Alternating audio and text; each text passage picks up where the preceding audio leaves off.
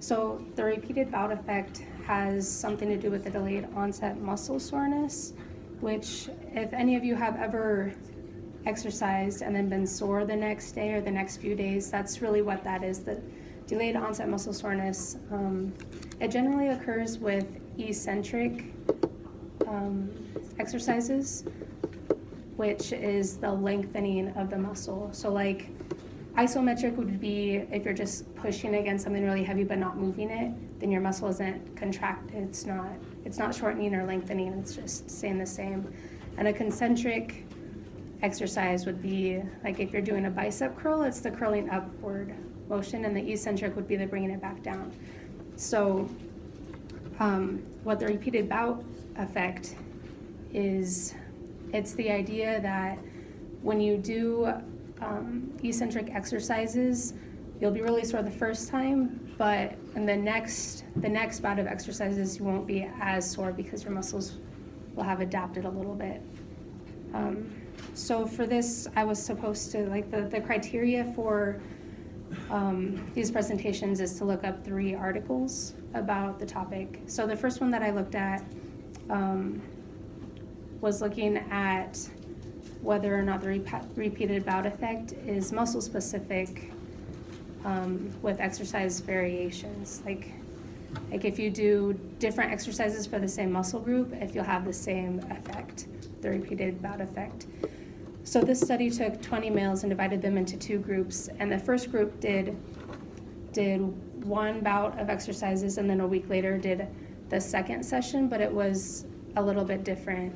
Like they did a regular bicep curl the first time, and then the second time they did a different kind of curl, so it did the same muscle group, but it was a different way to do it. And then the second group just did the regular bicep curl for the first and the second session, and they found that the recovery after the second session was faster than the first one, but that it was the same in both groups, and that it didn't really matter which exercise they did, just that it was the same muscles. So the next study was about a crossover effect. So they took just one group of people, and they had to do 2 different sessions of exercises, and theirs was going up and down a stair. Like they would step up and then they'd step down, but they'd step up with one leg and then down with the other leg. So the leg that they used to step up would be the concentric exercise, and the leg that was stepping down would be the eccentric. And they recorded the level of soreness and like the range of motion and different things after the first exercise. And then when they came back a week later, actually I think it was 2 weeks later, they did the exact same thing but with the opposite leg. So they went up with the opposite leg and came back down with the other one. And so the idea with this study was to see if there was a crossover effect, like if the eccentric leg from the first exercise, the repeated bout effect would affect the other leg for the next exercise, which they found out that it didn't. The conclusion was that the delayed onset muscle soreness was lower the second time, but they attributed that to just like regular tolerance buildup because it wasn't significant enough to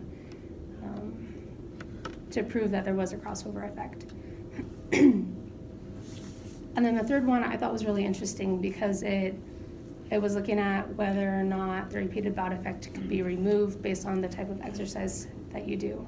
So they took 2 different groups, and one of the groups trained for 8 weeks with just eccentric exercises. And the other group, the first 4 weeks did concentric exercises, and then the last 4 weeks they did eccentric exercises.